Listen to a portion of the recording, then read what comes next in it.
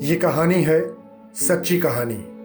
21वीं सदी में यानी 2001 में भारत के उत्तर प्रदेश में जन्मी एक बालिका की, एक ऐसी लड़की की जिसके माँ बाप के पास इतने पैसे नहीं होते थे कि वो उसकी पढ़ाई के लिए स्कूल की फीस दे सकें।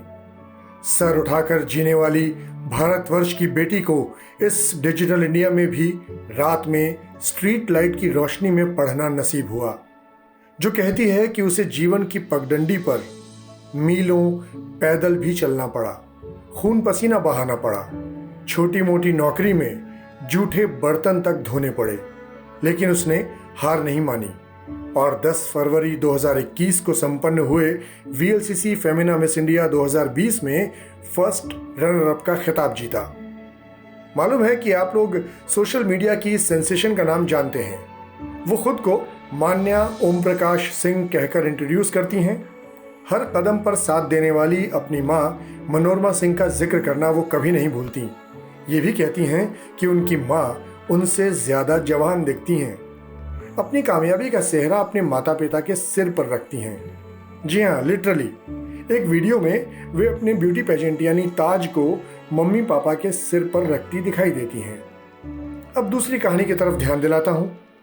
हाल ही में एक YouTube सेंसेशन का इंटरव्यू रिलीज हुआ है, जो वैसे तो अपने वीडियोस में हमेशा हंसाने का काम करता है, लेकिन ये इंटरव्यू देखकर अगर आपकी आंखें छलछला जाएं तो कोई बड़ी बात नहीं होगी।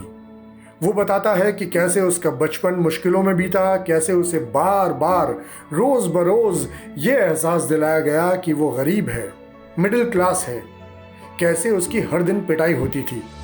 हालांकि वो काफ़ी हद तक अपनी शरारतों को और शरारतों के लिए खुद को कसूरवार भी ठहराता है। मुझे मालूम है कि यहाँ भी आपने नाम जान लिया है, समझ लिया है। बिल्कुल ठीक, अपनी अमिट छाप छोड़ने वाले अमित भड़ाना। इन दोनों कहानियों का जिक्र क्यों किया, अब वो बात करता हूँ। एक तरफ मान्या अपनी एक रिश्तेदार के बारे में बात करते हुए कहती हैं कि उनको ऐसे भी ताने सुनने को मिले जिसमें कहा जाता था, तुम्हारे बाप ला के देंगे मिट्टी का तेल।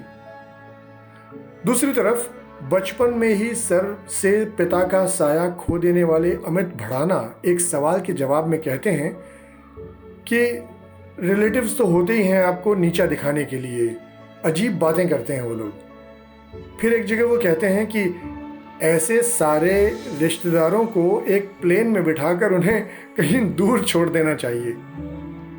अमित के लिए माँ की सीख और उनकी इज्जत ही सब कुछ है। इसीलिए अब जब वही सारे रिलेटिव्स उनकी कामयाबी की वजह से उनके साथ फ़ोटो खिंचवाना चाहते हैं, उनकी माँ को रेस्पेक्ट देते हैं, तो ऐसे में वो उन रिश्तेदारों का नाम भी नहीं लेना चाहते। अब यहाँ समझने और कंसर्न वाली बात यह है कि समाज के कुछ लोग हमारी ज़िंदगी में अगर मदद नहीं करते तो राह में रोड़े अटकाने या बुरा बोलने का अधिकार क्यों ले लेते हैं, और फिर जब इंसान के दिन बदलते हैं तो वही लोग उनसे अपना रिश्ता और झूठा प्यार क्यों जताने लगते हैं।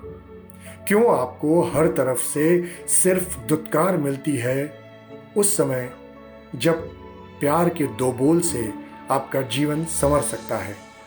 क्यों ये समाज ज़रूरत के वक्त आपकी उंगली थामने का काम नहीं करता। सोचिएगा और कमेंट करके जवाब दीजिएगा कि ऐसा क्यों होता है।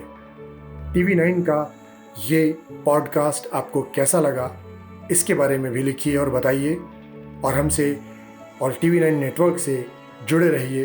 धन्यवाद।